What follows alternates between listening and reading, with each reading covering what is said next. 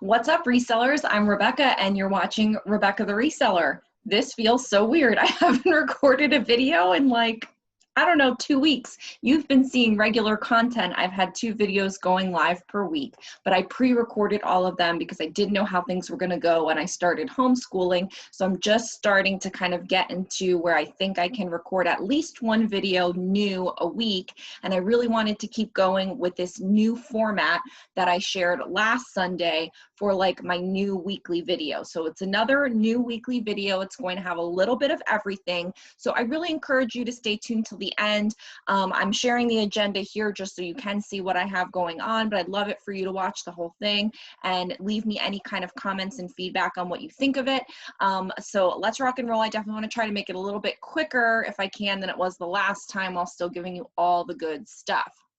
Feels good to do a video. I haven't done one in a while. Okay, so let's start with what I'm working on, and I am going to get into that here, but I have built in, if you don't mind, a couple quick commercial breaks because I feel like there's a lot of things that are going on here with Rebecca the Reseller, and I'm really starting to think of it a little bit more as its own thing, its own brand, and I would love to share it with you. So for those that don't know, I have a membership for this YouTube channel. It was so cool to find out about it from YouTube, where they offered it to me, because not all channels get to have it. You have to be so big, and I'm not that big, but for whatever reason they gave me one.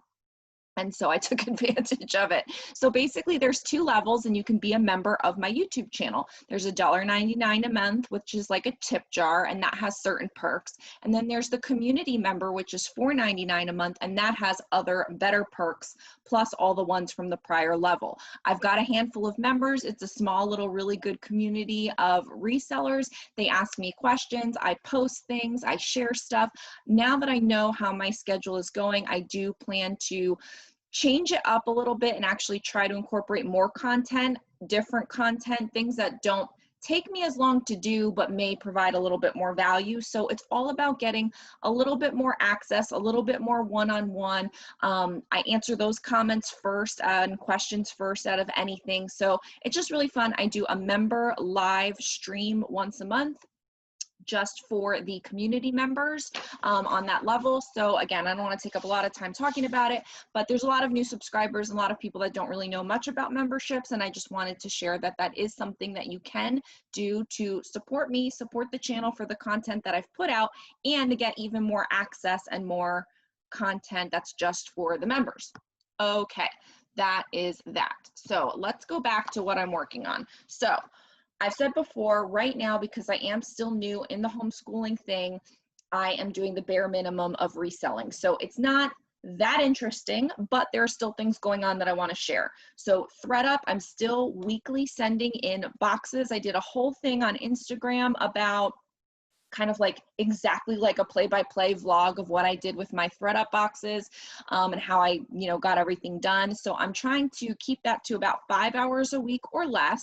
I'm bringing in about $1,200 a month from it, gross sales, my payouts from them, but that has to then pay for the items. And so I'm kind of working through how that is going. Is it paying enough for the items and profit for it to be worth doing? Because obviously, even with Poshmark, you have items that you buy that don't necessarily sell. It's the same with ThredUp. They don't take everything, they don't buy everything, everything doesn't sell. But I want to make sure that the overall reselling strategy is profitable, and I still need a little bit more data to tell. So that's what's going on with ThredUp. I'm still doing, just kind of the bare minimum. I have a lot of ThredUp videos and content coming out. So if you are getting into that or wanting to get into that, stay tuned, because I'm sharing a lot now that I've kind of gotten it figured out for myself on all those nitty-gritty detail things. Chriselle's course is still amazing. ThredUp version 2 is still available through the end of this month, September 30th, 2020. You can still buy it for $147. My link is down below. There is no discount code right now, but the big discount is that you're getting it at the $147, because once she closes it and launches version 3 in October, the price is going up to, I think, $247 or $200 and something dollars. If you buy version 2, you get version 3 for free. So you're basically saving $100 at this point. So if you still haven't done it, You're thinking about doing it, don't wait, buy it now, it will be cheaper. And then for Poshmark, I still have my boutique items. I just added a whole new kind of like fall and winter themed boutique items. So I have some new things up if you've been checking out my boutique for whatever reason on Poshmark, which is on my rack. I've updated some listings with some new things that I'm trying out. So we'll see how those go, and I'll share that as I go. I have lots of boutique content planned. It's just very difficult with time right now. So stay tuned. I'm working on it. So that's Poshmark and ThredUP. Then, and I have obviously all the sales I'll be sharing with you soon. I've been doing a lot of house projects. I kind of gave myself this time to say, okay, between now and the end of the year, while you're still getting going with homeschooling, let's focus on being a good homeschooling mom, a good mom. I'm playing more and being more present with Geo. Because I've set up all these things where I've scaled down the business, I feel more at peace with doing more house tasks. So I like redid the gift wrap area the other day and like my gift stash, and I'm gonna have to start with my end of the year preparations. So I'm kind of doing a lot of domestic things right now, which is not normal for me, but it's way long overdue. I've been a stay-at-home mom now for almost 5 years, and I've barely done this kind of stuff. So I need to do it. I'm also working on my health right now and really trying to lose a little bit of weight. I'm kind of like doing intermittent fasting and keto, and I'm drinking a gallon of water a day. Look at this thing. I bought it on Amazon. I'll show it to you in a second, but it has all these time stamps on it. So you can't see it. It's like 7 a.m., good morning, 9 a.m., you've got it, 11 a.m., remember your goal. And like that helps me because I can visually see it. I know like right now I'm behind on my water because it's 9:53. And I'm only at 7 a.m. So I've got to chug a lot of water today, but I'm like several days down of drinking a gallon of water, and I feel like it's very much helping. I've lost a few pounds, so I'm going to do the best I can and see how it goes. Anyway, that's now. Once it turns the new year, oh, you better believe that whatever spare time I do have aside from the homeschooling, because homeschooling will still be my priority and the business will still be scaled back, but I'm going to fill up whatever free time I have with business stuff instead of home projects and health things and whatever, and kind of not get back to normal, but kind of get into like a merge of it. You know, I kind of stripped everything business related away as much as I could to do all these home things. And once the new year happens, I'm going to turn that on its head and prioritize homeschool, but then also really ramp up the business in my new normal. And we'll see how that goes. I don't know how it's going to work, but we're going to do the best we can. With all of that, we are coming up on the end of the year, which is when I love to start doing my goal planning and goal setting and really pondering and thinking about all the things that I want to do for the next year, or things that I want to really see completed by the end of this year as kind of like a milestone for myself. So I'm working on all of that right now, and I will definitely share that. I love doing goal videos and goal planning and sharing those kinds of strategic things. So maybe it will be a live. I think last year I did it as a live. I might do that again. We'll see.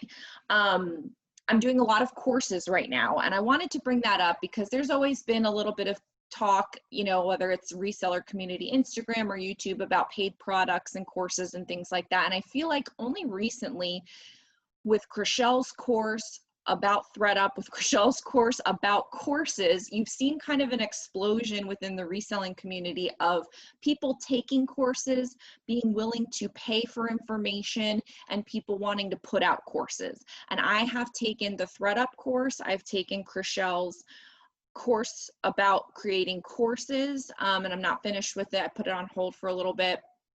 And I do have her accounting course, which I haven't taken yet, but I bought it and I have it. And so that's on my plate to do. And I'm going to do all those by the end of this year. She's also coming out with a Facebook course. I'm going to take that. I'm pretty much anything she puts out, I'm probably going to take it. I just think she does quality stuff. I want to support her. I am an affiliate of hers, and that works out well for me. And I've enjoyed all of her content. So I recommend everything that she has right now, and I have all the links down below. But I've taken another one, and this is all about Etsy and printables, and I'm probably going to do a separate live about it, which may be before you actually see this video, but I posted about it a little bit on Instagram. It's basically a soup to nuts, start to finish course about creating printables or digital downloads on Etsy as a way to make passive income. And this woman, Nancy Badillo, she has a YouTube channel, and that's how I found out about her. Her content that's free is great. And then I was like, okay, she has a course, that's gonna be awesome, because she's very much like me, like very detail oriented, analytical, like feels like she has to give you everything like how I do. And so it was very natural for me to take her course. I'm now an affiliate of her course. I'm the only affiliate of her course at the moment, and I have an amazing deal on it. Her course usually goes for like $500. And I do think it's worth it, but I know us resellers, we are not interested in paying that. So I had a special conversation with her and talked about it. And I was able to negotiate like a specific rate just for Rebecca the Reseller people. So I have that link down below. You can purchase her course. And again, I'll have a separate video all about it, or check out my Instagram where I go into detail about it. But I have a specific link that will get you $199 instead of $500, which is crazy. You could also do 3 payments.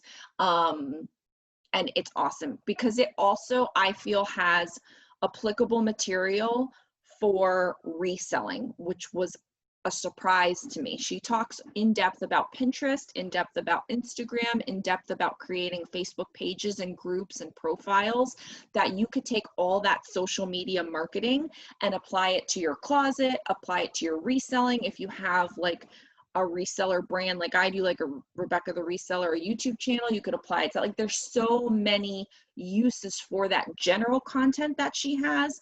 She's talking about it in the eyes of doing a printable Etsy brand, but it goes beyond that, and it's packed full of info, and it's amazing. I'm so sorry that I didn't mean to do all of that.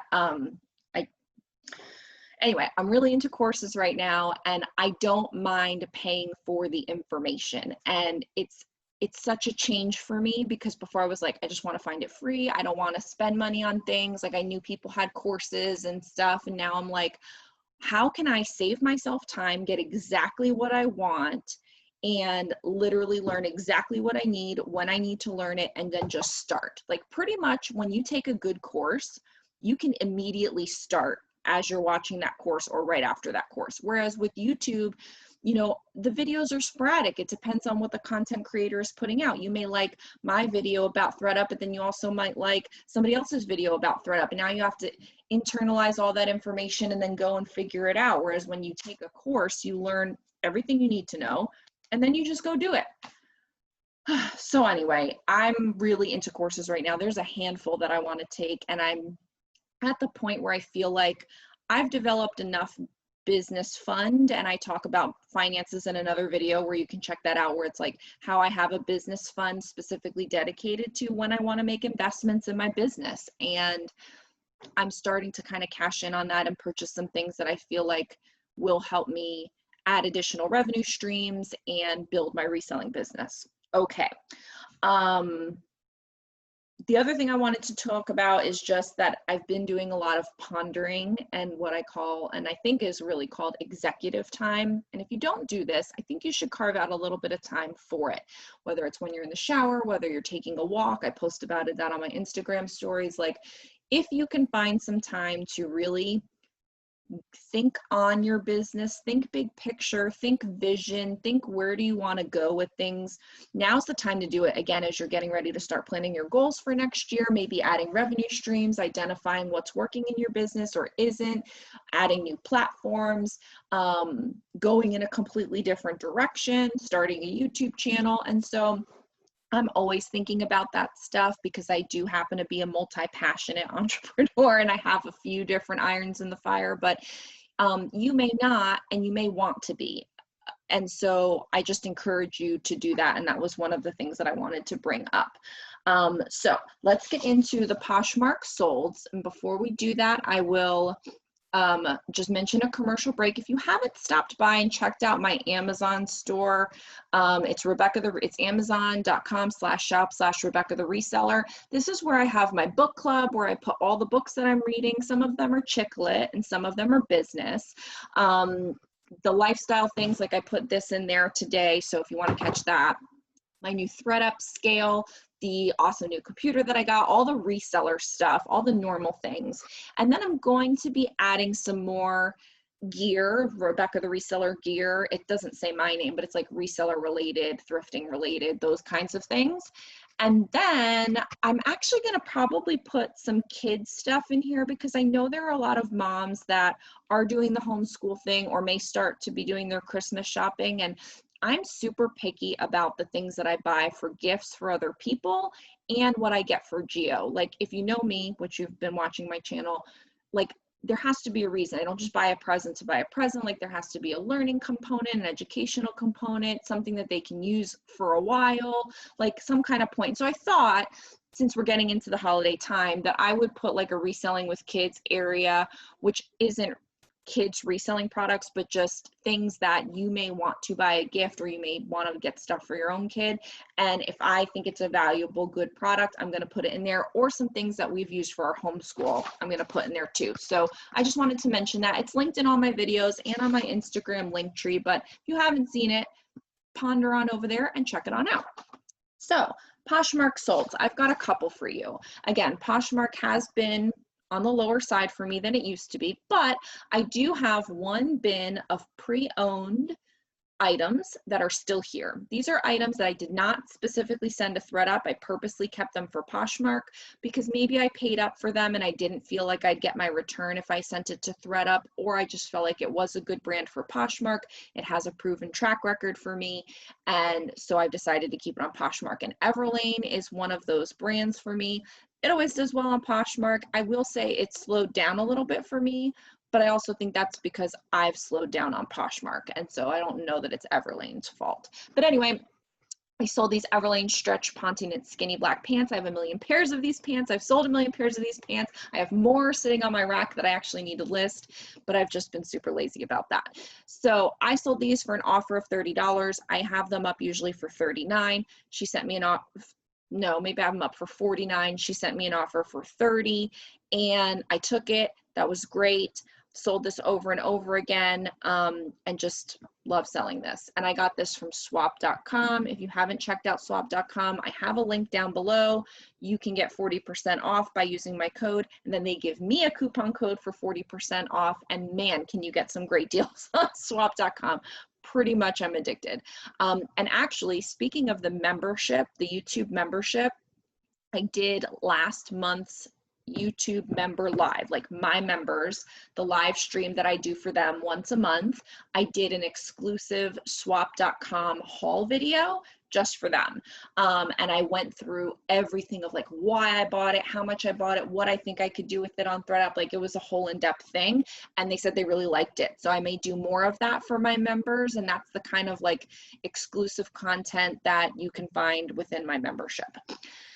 Anyway, this was a new funny thing. So the other day I was doing my ThredUp boxes. I was sharing it all on Instagram. And as I was doing it, I said, you know, I have a bunch of items that ended up with no size tags from my bulk pre-owned clothing purchase. And so you can't send those to ThredUp because they have no size tag, but they're perfectly good items. And so I said, you know what, I'm going to do a box. I'm going to put it up on Poshmark and I'll post it on my Instagram, and whoever buys it, and they can use it, because you can post those on eBay. You can post those on Poshmark. You can do other things with them.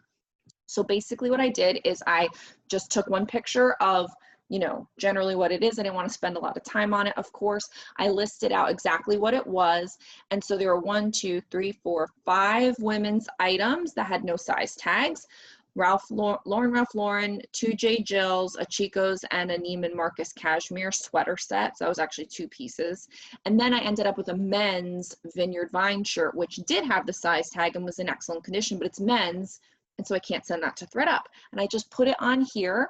It was 5 pounds. I put it for my cost. So I paid $3 per item and I listed it for $18, price firm. And someone went on that had seen it on Instagram, one of my followers, and had purchased it. So thank you so much. Actually, I didn't write down who it was. Oh, here. No, it's actually you down here. I'm not even going to be able to say it, but the person that liked it is the one that bought it. And I'm so excited. She sent me a nice note. So I appreciate that someone was able to see value in that, because they'll still be able to make money. I mean, she bought this for $18 plus shipping, but that Neiman Marcus cashmere sweater set, I mean, you can sell that for at least $49, if not more. The Vineyard Vine shirt, you can sell for a decent amount. The Ralph Lauren dress, you can sell for a decent amount. The J. Jill mohair sweater, yes. The Chico's one, probably only, you know, maybe $10 or $15, but whatever, you never know. Some people sell Chico's for more, but the point is it doesn't have a size tag. And so I may do this more in the future, but I just wanted to put it out there for you that says, one, don't be afraid of not buying something if it doesn't have a size tag, unless you're only doing ThredUP, then that's not going to work. But if you're putting it on Poshmark, just do the measurements, include all the, I sold lots of things with no size tags. Go on, get a general idea of some of the other items you have, or if you're familiar with that brand. Like most of the time, a women's large top is 20 inches across, armpit to armpit. Like generally that's about what it is. So you can kind of give an approximate size. You can still list it as an approximate size and just put all the information in your description about the measurements and whatever, and you can still sell it. So I am going to definitely try to do this more to get people some great items that I can't sell, but you could totally sell. That was a long-winded one, but anyway, think outside of the box sometimes on these things, guys, because you never know what someone will buy. And I don't mean that in a bad way. I mean that in a, you never know that they might not buy it without a size tag. And I didn't think before that I could sell these things to someone who's also a reseller. So anyway, I did want to do a little update. This was a sale that I talked about on my last one, which was the bundle of the top and then my new jewelry mystery box of boutique items, because I said I wanted to see what the person thought of it, and they gave me a 5-star review, and it said, started Christmas shopping, great items, thanks so much.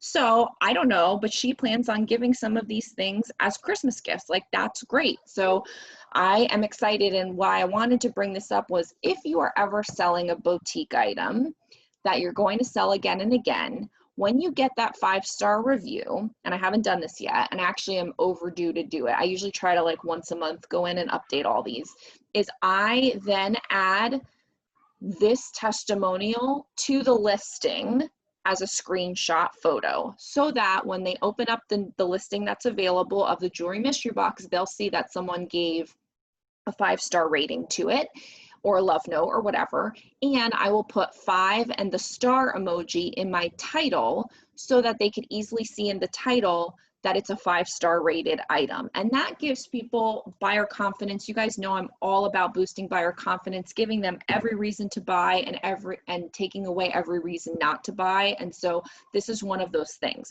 So if you go through my boutique, you'll see that there are several items that have the 5-star rating and that have testimonials screenshotted into the photos. I'm behind on some of them. I've got to go in and update them, but I wanted to update you on this because I brought it up in the last video. Okay. Next commercial break before we move on to the ThredUP solds, which I have some really good ones for you, is the Etsy store. Most of you probably know about this. It's etsy.com/shop/Rebecca the Reseller. Check it out in the link down below.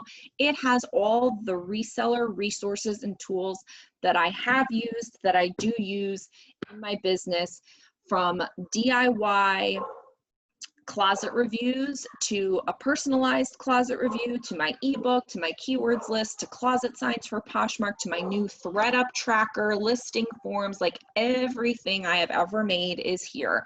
And they are very reasonable prices, I feel, compared to, you know, as I said, paid products earlier. Courses are expensive. Sometimes you don't need a course. Sometimes you just need a tool or a resource to help make your business more efficient. And I feel like a lot of the things that I have here in the Etsy store can help you with that. So, little shameless plug. I'm trying to promote it because I recognize that there are new people that may not know. I'm also trying not to be super salesy. So for those that have been with me a while, if you have feedback on it, let me know. If I'm being too salesy, let me know. I don't mean to be. I just, you know, we're all out there trying to make a buck, right? And I feel like they're very valuable. I feel like they're good. I feel like they're good products, you know. So I need to move me in order to do this. So we're looking at my emails. This is the only way I could figure out how to show you my ThredUP solds. you know, kind of without having to do a lot of work on it. So this one I brought up, it's an Ann Taylor Loft long sleeve blouse. My payout was $13.92. Nothing crazy, nothing to write home about. Again, my average cost on a lot of these bulk pre-owned items is $3. So for me, that's almost 5 times my money. It's at least 4 times my money with doing very minimal work. And so for me, that's great. I'm happy to triple to quintuple my money. But what I wanted to bring up was that Loft pre-owned is pretty much coming in consistently in this $13 to $15 range. And so I just wanted to bring that up because sometimes you can get more for a Loft piece on Poshmark, sometimes, but there's so much of it that I feel like it's very few and far between, or it may sit for a long time or whatever. And so I really feel like Loft is a good ThredUP bread and butter item to sell. And I just kind of wanted to bring that up because I've kind of gone back and forth. I'm like, no, I'm only going to send them Ann Taylor. I'm not going to send them Loft because Loft is less expensive than Ann Taylor. But I do feel like Loft has been consistently selling. So I am going to continue sending Loft. This one was an amazing sale. And let me tell you why. Susie Chin for Maggie Boutique. I don't even know what this brand is all like. I just don't even know. But I had this in my Poshmark closet for at least a year and a half before I took everything and sent it to ThredUP. And it was in ThredUP, you know, for its first time. It wasn't it wasn't reclaimed and sent in again. And my payout was $54 for this dress. Just like, you know, it's like, granted, not every Poshmark, you know, not everything that didn't sell on Poshmark when you send it to ThredUP is going to have this crazy thing happen to you. But I feel like I've had so many of them, and it's just so like it gets me every time because it's like, this was sitting on Poshmark for so long. It was on the internet. I had done the work. I did take the pictures. No one wanted it. I dropped the price so many times. I've shared it so many times. Like, and then I got $54 for it when I probably would have given it away for $10 on Poshmark. So it's like, you never know. And if you are mostly a Poshmark seller, send in one box to ThredUP and see what happens. And, you know, over time, I'm not saying you have to completely switch to ThredUP like I did, but like you can make both of them work. Do a revolving door, put it on Poshmark for a while. If it doesn't sell there, make it not for sale, send it to ThredUP, see what happens. If it doesn't sell, reclaim it, put it back on, you know, you can decide. I think that there are some things that are assets that we buy, like some pieces that are expensive but don't sell, but it's still an asset. And so I think we get so down about like, well, what's in demand, what's the good thing to sell on Poshmark and whatever. And it's like, maybe you can find a market for it that's somewhere else. You still bought it. Try to continue to treat it like an asset and see if you can get your profit out of it. If you can't, after you've really tried everything, then okay, donate it back or whatever. But I don't know, it was just an amazing sale and I just had to share it because it's like, don't give up on some of these items. This was a pretty good sale, Abercrombie & Fitch denim jacket. It was a size extra small, and I feel like this was probably from an airport lost luggage sourcing haul that I had a while back. If you don't know about that, you should check out those videos because when I was doing it, it was pretty cool. And I would really like to do it again. It's going to be a little while, obviously, till this whole shenanigans is over with, but I would definitely love to do another round or two of airport lost luggage. So check out those haul videos if you haven't seen them. It's super cool. But $21.60, you know, for not doing any work on this denim jacket is great. I mean, now's the season for denim jackets, but I felt like I used to sell a lot of them and then they kind of went by the wayside because people wanted like more like Girlfriend and like other, you know, other more trendy brands, I guess, than like your basics. So I didn't have as much good luck with them, but now $21 for it, I thought that was pretty good. Another great sale. This, I think, was in my B&G trading box, and I did a haul video on that a while back. I'm pretty sure that's where I got this. You know me, I'm terrible at keeping track of where things come from because they just like are coming from all different ways. But BCBG Max Azria, great brand for ThredUP, high retail value, and on Poshmark, Some items could do okay, but not this kind of okay. I got a payout of $68 on this. It was new with tags, and it's a beautiful swimsuit. Really pretty and on trend with, like, you know, the watercolor type, you know, tie-dye-ish kind of look. But yes, $68 for BCBG Max Azria. That was a great, great flip on ThredUP. Here's a want, and I think I might have talked about how I want to just kind of be real with the sales that I share, and that not all of them are great, and that some of them are junk, and you may even lose money on them depending on what you paid for an item. But this is Talbot's, and it was an outlet piece, and because I order not wholesale, because I order bulk pre-owned items, I'm not in control of what I'm getting.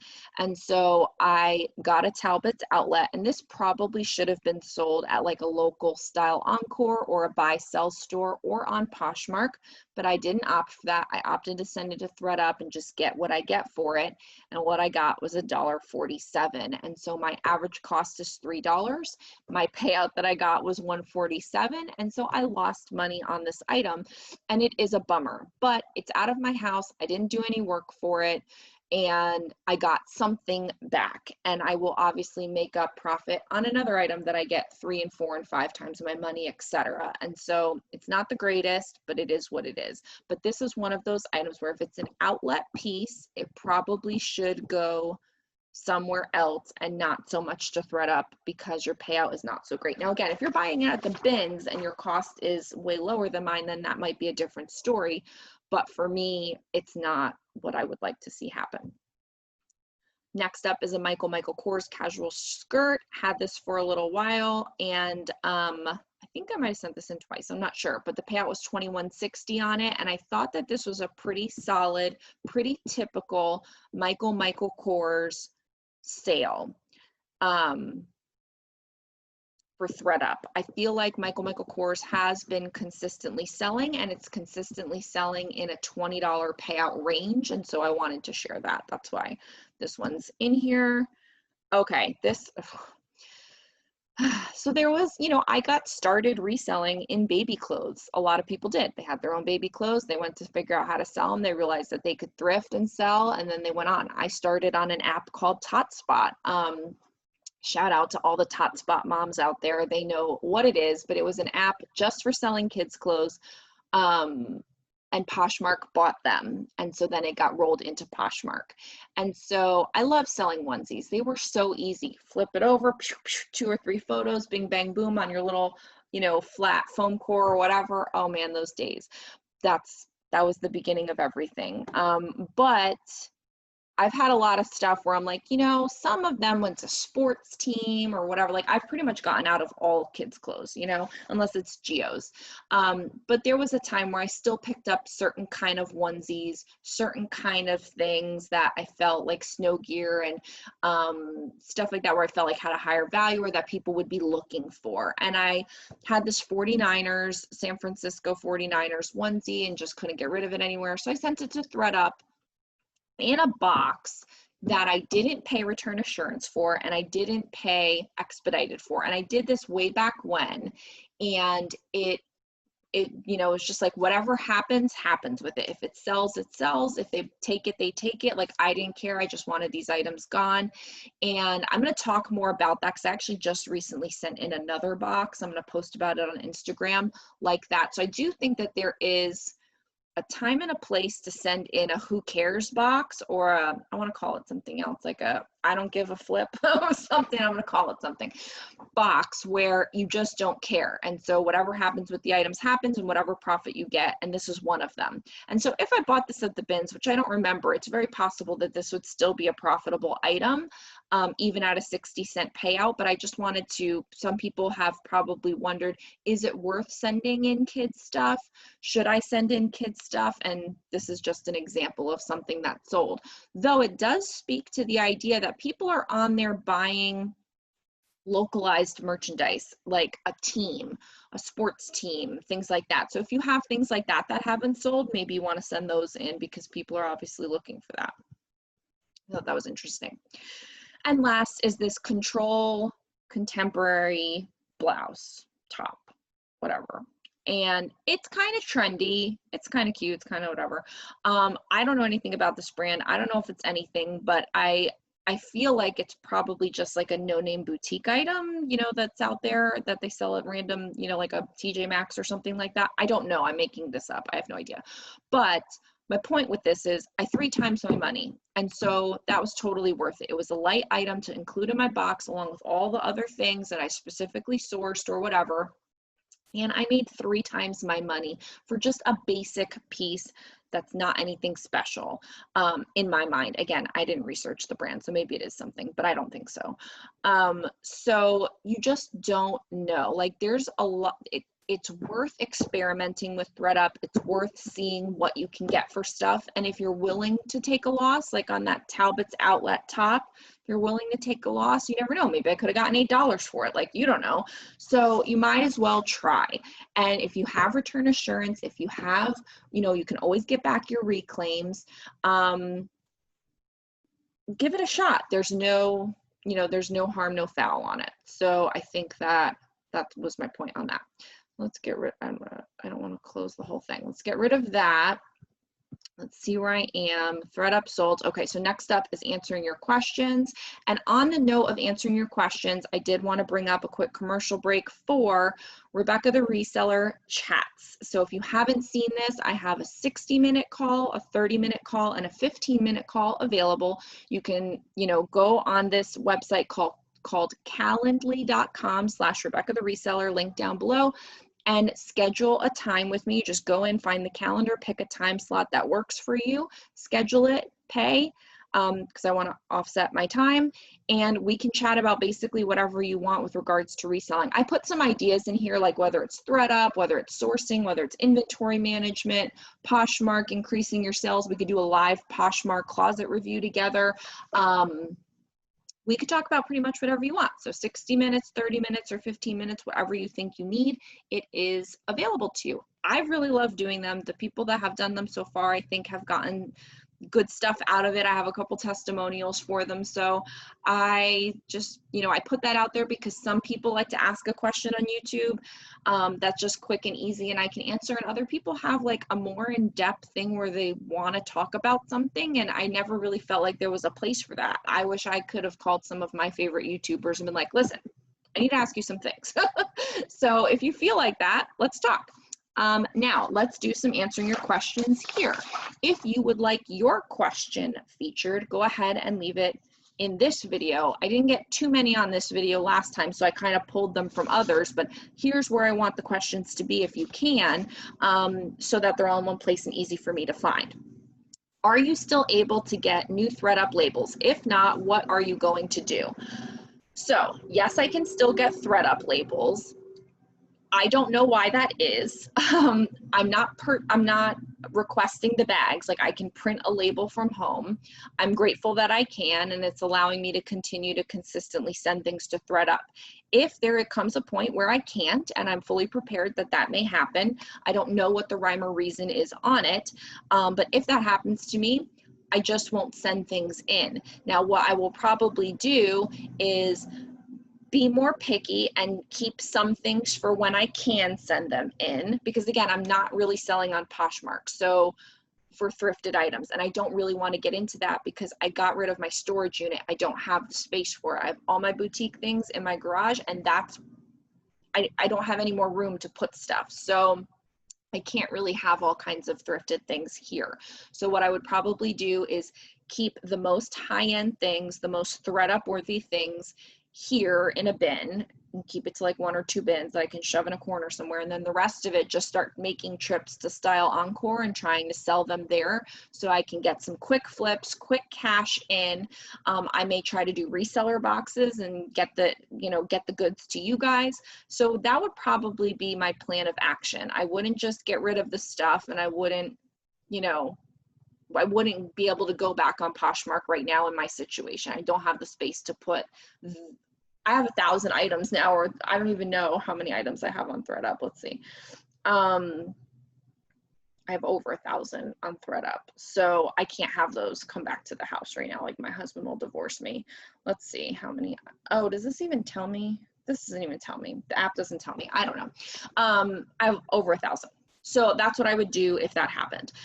Next question. Will you please share your other mom uses for painter's tape? So this was a video. I don't even remember which video it was, but someone had found it. It was an older video, but they just found it. And I talked all about the blue painter's tape, which I don't have over here right now. Do I? No. There's one in that cabinet, but it's the blue painter's tape. And I used it for a couple things for reselling, to hang my photo backdrop that I have over there, like the white photo paper, which is in my Amazon store. Like if you want to just put a white paper backdrop so that you have a white background for your photos on your wall that maybe isn't white. I use it to hang it up at the top. So I have the painter's tape up there because it's removable. It won't hurt your wall. Nothing will happen to it. So I used it for that. I also use it to hold out, like when you are hanging something on the wall, if you want to show the shirt a little bit better, if it's like a kimono, you can use tape behind it to kind of keep the shape of something on the wall instead of just having the sleeves hang or whatever. But those are my reselling uses. And then I use it for just all kinds of random stuff. But for mom uses, she was asking me, because I said I use it all the time. Like if you're setting up any kind of craft or anything, you can use it to like tape down. On my table, I tape down like paper so that he doesn't mess up the table, but I can still remove it, but the paper isn't sliding around. On the floor, I make shapes with it. I've made columns for, and we've done things with cars and numbers. Like if you go on Pinterest and look up like kids activities, you'll see painter's tape everywhere. Like you can use it for so many things. So those are just a handful of the ways that I use it, but I love painter's tape. I actually have it in my Amazon store if you don't know what I'm talking about, but you can get it cheaper at like Walmart or something. Painter's tape is amazing. We have probably 6 rolls in the house at any given time. Could you do a video tutorial on how to photograph and list handbags, purses, wallets? What details info to write in the listing and how to stage and photograph to showcase these items the best? There are tons of videos on how to photograph clothing, but nothing, you know, blah, blah, blah. I'm paraphrasing, nothing so far about handbags. So I don't really sell handbags or shoes or purses, to be honest. I have like 3 purses, I think. I have sold them, but I wouldn't say that I'm fantastic at selling them. I will say that the best way to find out information is to actually look at the listings on Poshmark. If you can't find a video, and like I wouldn't do a video about it, maybe someday, but like right now I would not do a video about it because 1, I don't really have that kind of inventory, and 2, I don't think I'm an expert in it.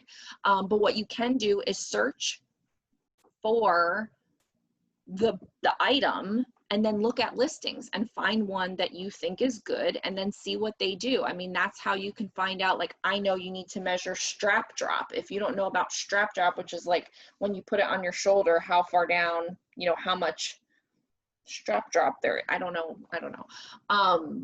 Like you need to include strap drop. So like there's all kinds of things that you could do. So what I would do is search for a similar type, like whether you have a satchel or a shoulder bag or a tote bag, find that on Poshmark and then filter for solds and see, because these are items that sold. So obviously they had the right kind of information for it to sell. Now that doesn't mean they're all good listings. All kinds of stuff could sell. But let's say you were trying to figure out how to sell this Kate Spade bag. Look up Kate Spade, look up the type of bag, tote bag, look for solds, and then look at those listings. And when you find one that looks good, that looks legit, click into that listing and see how they're representing that bag. What kind of photos do they take? Do they flat lay it? Do they model it? Do they have it on a mannequin? What kind of measurements do they take? What sorts of things do they tell about the bag? Do they take, I think you should take some interior shots. You should take shots of all around the bag so that way they can see where the scuff marks are, or that there aren't any scuff marks. And then you can always look for that brand new stuff. Like if it's Kate Spade, go to the Kate Spade website and see what kind of stuff they tell about the purse. Maybe they talk about the types of pockets and how many pockets. Maybe they talk about the type of leather. Maybe, I don't know, but you could find a similar bag that has straps like this, that's like a handbag, and find out what kind of straps those are called. And then you could look at the hardware and find out what they're referring to the hardware as. I mean, it just takes research. Like, yes, videos are good to give you quick information, maybe explain and elaborate a little bit more, stuff like that, but videos aren't the end all be all of the way to figure stuff out. Google, Poshmark, you know, what's already been done is the best way to find out what you should do. And I don't do enough of it myself. I used to do keyword videos where I would go to websites. If you want to check those out, you know, I have a whole playlist on the keyword videos that I've done. But like, I would go to a website like Express or Loft, or what else did I do? I don't know.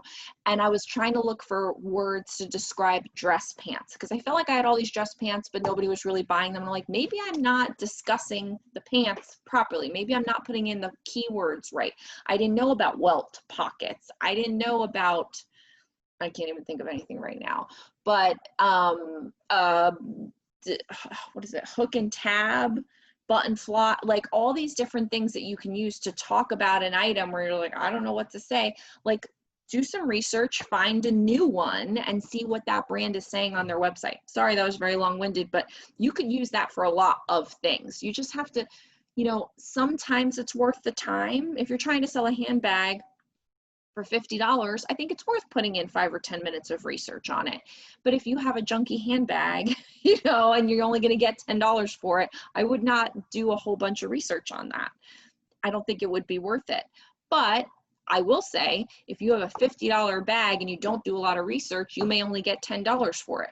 But if you have a $50 bag and you do 10 minutes worth of research, you might get 70 for it. So I do think that that's worth it in certain situations. That was a lot.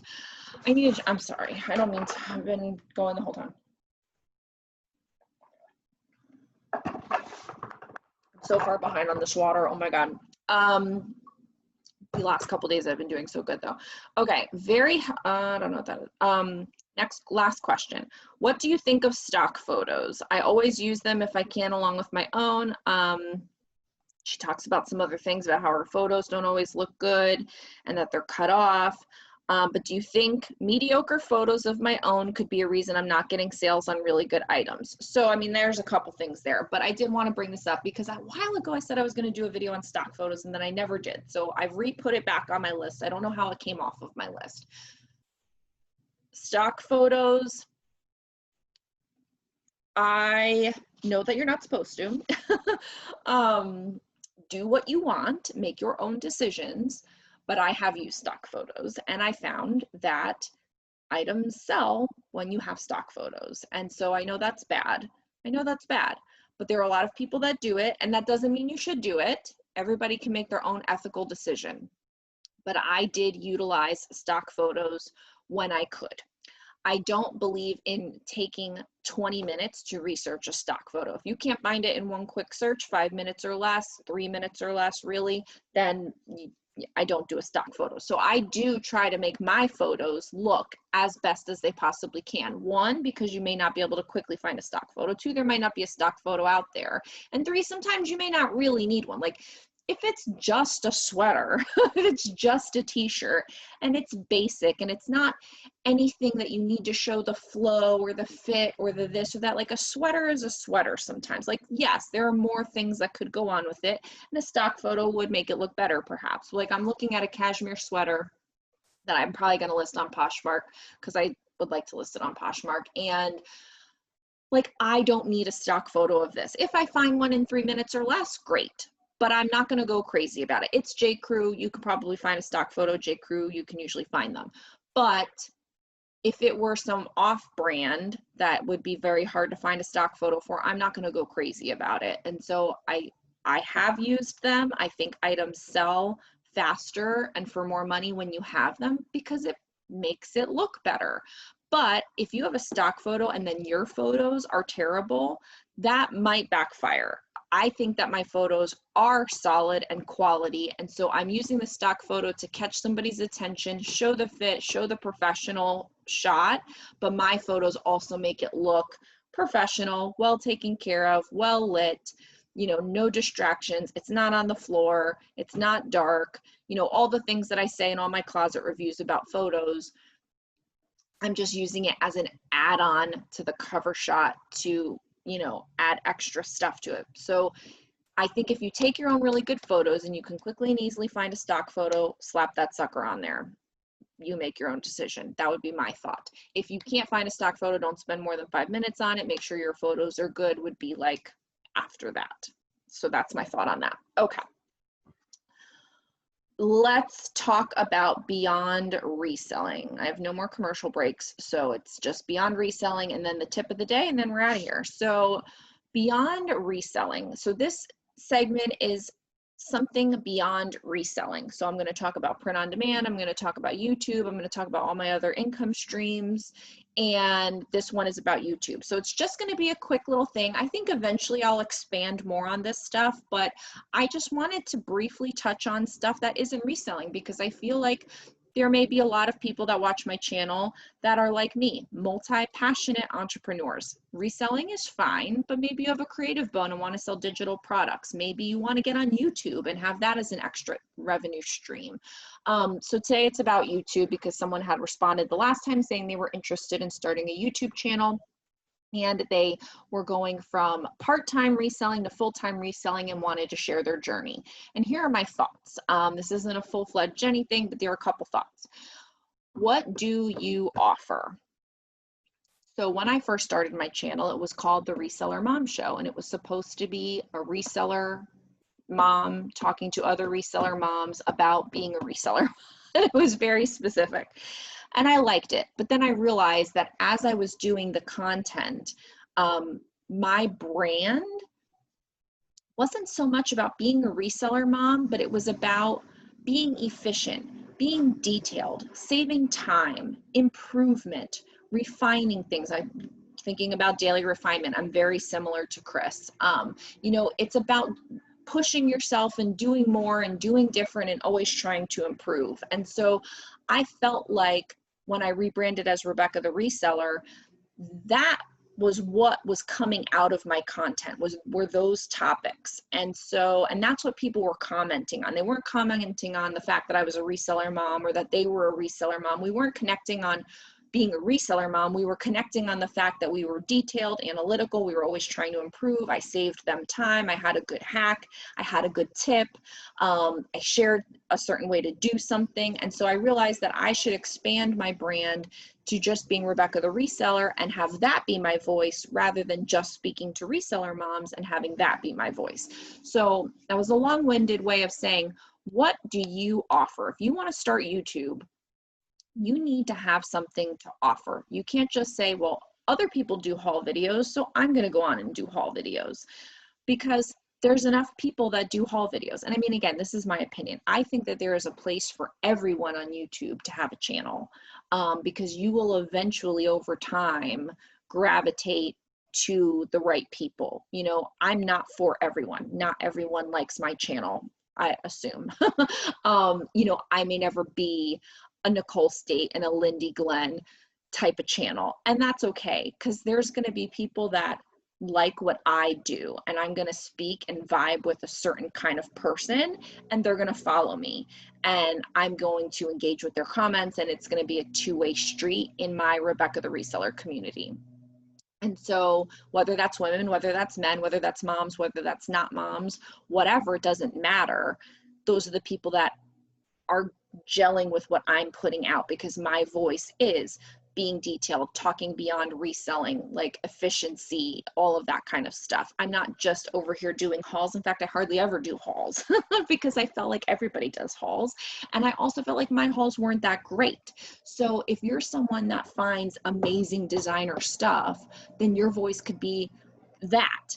If you are someone that, you know, resells while they're at their full-time job, or your real job and your part-time reseller is very unique, or you just have some kind of you sell not clothing and you sell something else, you know, like, I don't know what your story is, but you have to find something about your content that will be your brand, that will be what people will vibe with and will be attracted to. Because I feel like if you just go on and do random haul videos, you may not get the kind of success that you're looking for.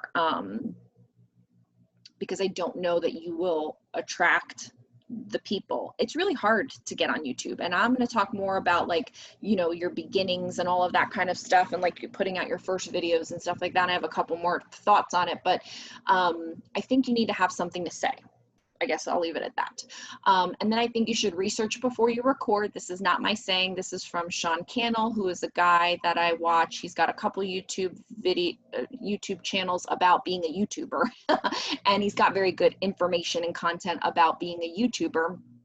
And he always says research before you press record. And I didn't do that in the beginning. I just went on and made a video, and then I made a few more videos, then I made some other videos, and I didn't really have a lot of traction. But then there are certain videos that are from very early on that caught on. Now, the reason why they caught on was because I keyworded them with phrases and keywords that people were searching for. Same like when you do reselling. You know, if you don't put that it's a cashmere sweater and someone's looking for a cashmere sweater, they're not going to find your sweater. So if you know, like my Mercari video that I did very early on was about shipping.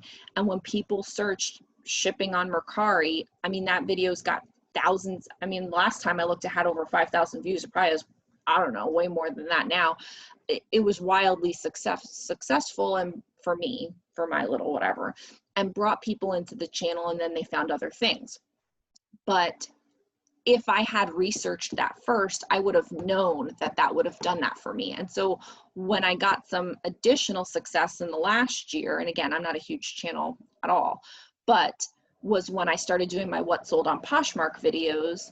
Those were very successful compared to my other kinds of videos, because I would research the keyword phrases that people were looking for that were doing well, and then added those keywords to that video, and I made the video for the keywords. And so, you know, let's say that you want to do a video about, I don't know, the Poshmark bundle feature.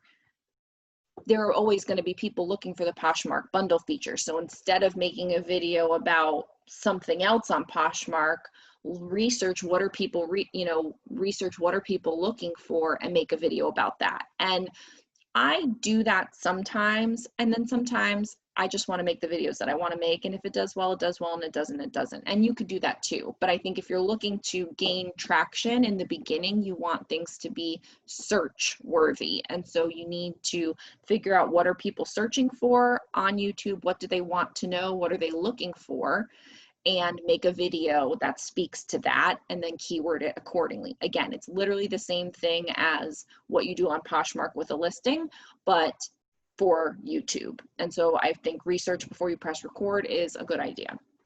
And then the last tip that I'll give on Beyond Reselling for this particular period is just start.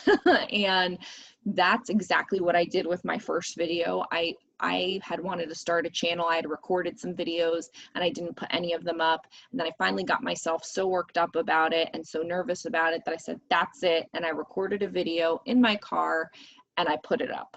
And I was like, whatever happens, happens. And that was the start of it. And then I challenged myself to do, I think it was like a video every day. It may not have been the first couple of days, but like very soon into the channel, like my first few videos, I did one every day just to like get it going, get in the habit. And I think making that commitment for me, I like a challenge. And once I commit to something, I'm going to commit to it. And so like, that's why this works for me. Because once I say and see, this is my gallon of water for the day, like I will obsessively drink this gallon of water until the day is over and until the water is done. And so if I say I'm going to start this YouTube channel today, the video is going to be shot and uploaded today. And then for the next 10 days, I'm going to do a video a day to get it started, and whatever happens, happens. And that is kind of like how I looked at it when I first started. And again, I'm not a big channel, mostly because I am very long-winded. I am very specific. Not everybody's going to dig me, and that's okay. I'm also a mom, and I'm not super cute Poshmark girl. And I don't make as much content, you know, as other people can and do. And I don't have the great brands that everybody does. So there's a lot of reasons why I would assume people don't want to watch my channel. But I do think that because I'm super analytical about things, I have an interesting way of looking at how I did YouTube and how I was able to fit it in as a reselling mom. And the kinds of videos that I've made are for a person like me. And it's my specific voice. That's what I bring to the table. And I research other things that people want to know about, and then I make it my own, instead of trying to do what everybody else is doing. So those are my thoughts on YouTube. I would love to know what YouTube related questions you have. Again, I'm not a YouTube expert, but I'm fascinated by it, and I can share with you all the tips and tricks that I've learned in creating a reselling YouTube channel. And I'm kind of interested in doing that. So let me know what questions you have, and I will be happy to share them with you. And let's get to the tip of the day, if you didn't think that was enough tips. The tip of the day, for those that are still here in the cheap seats in the back, is to stop fumbling your finances. And this is as much for me as it is possibly for you if you need to hear this. So we're almost at the end of the year. It's going to be time to be settling up your numbers in December, and, you know, being ready for tax time and all of that for those that, you know, should be doing their taxes.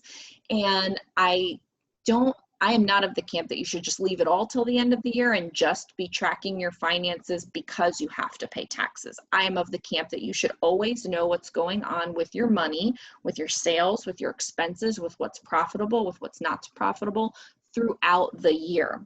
However, I have fallen off the bandwagon and I have a confession to make. I have not tracked anything in months since I let my VA go, because it has just been all too much for me to manage.